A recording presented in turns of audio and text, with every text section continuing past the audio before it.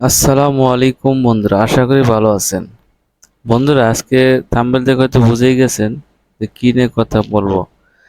রাতারাতি একটা মহিষ কিভাবে মানুষ হয়ে যায়। আসলে আমরা মনে হয় একটু আবেগ প্রবণতা বেশি, আমরা বাঙালি তো এজন্যে। তো বেশ কয়েকদিন হচ্ছে সোশ্যাল মিডিয়া দিয়ে ভাইরাল এই মহিষটি। এটা নাকি যুক্তরাষ্ট্রের প্রেসিডেন্ট ডোনাল্ড ট্রাম্পের মতো। তা আসলে আমরা কতটা নির্লজ্জ হলে আমরা একটা মানুষের সাথে একটা পশুকে তুলনা করি, এবং কি সেই পশুটাকে পর্যন্ত আমরা, দেখুন কত মানুষের ভিড়, আসলে একটা পশুটাকেও আমরা মানুষ বানিয়ে ফেলি রাতারাতি। এই যে হচ্ছে সোশ্যাল মিডিয়া প্ল্যাটফর্ম বা এই বাংলাদেশ। তো আসলে এখানে বলার কিছুই নেই যে ছোট বড় সকল মানুষ এবং মিডিয়া, শিক্ষিত অশিক্ষিত সবাই আছে একটা ব্যস্ততার মধ্যে নিয়ে। সেটা হচ্ছে মহিষ ডোনাল্ড ট্রাম্প। আসলে প্রাণী জগতের এরকম অনেক প্রাণী আছে আমার মতে, যে বিভিন্ন আকার আকৃতি হতেই পারে। মানুষের ভিতরেও অনেক মানুষ আছে আকার আকৃতি একটু ভিন্ন টাইপের হয়, তার অটিজমের সমস্যা হয়ে থাকে। আপনার যারা ডাক্তার লেভেলে পড়েছেন তারা কোষের অস্বাভাবিক বৃদ্ধি বা অটিজম সম্পর্কে আপনাদের সুস্পষ্ট ধারণা আছে। তো তারা এই বিষয়গুলো অবশ্যই জানে।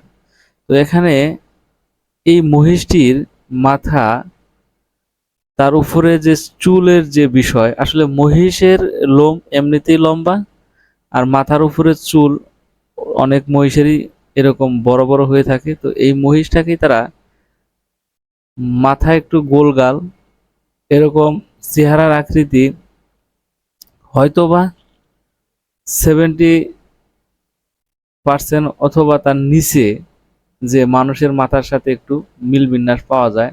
আমার মনে হয় 70% না, এখানে 50%-এরও নিচে হালকা একটু আকৃতির গঠনের একটু তারতম্য আছে। তার মানে এই নয় যে উনি, এই মহিষটি মানুষ হয়ে গেছে।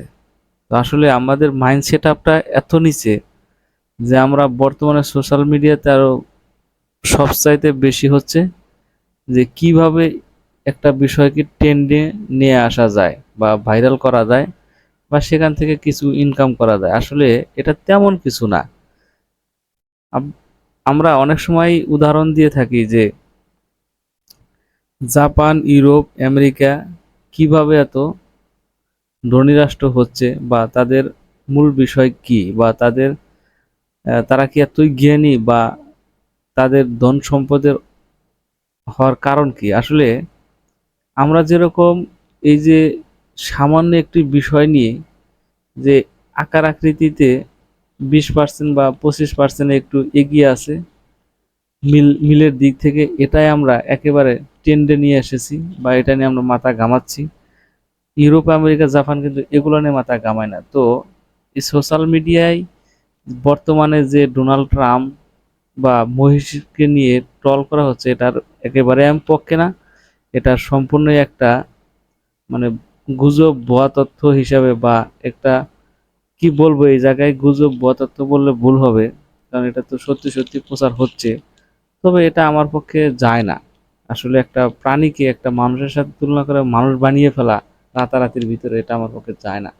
তো অবশ্যই আপনারা কমেন্টসের মাধ্যমে জানাবেন যে আপনার মতামতটা কি। ধন্যবাদ সবাইকে। আসসালামু আলাইকুম।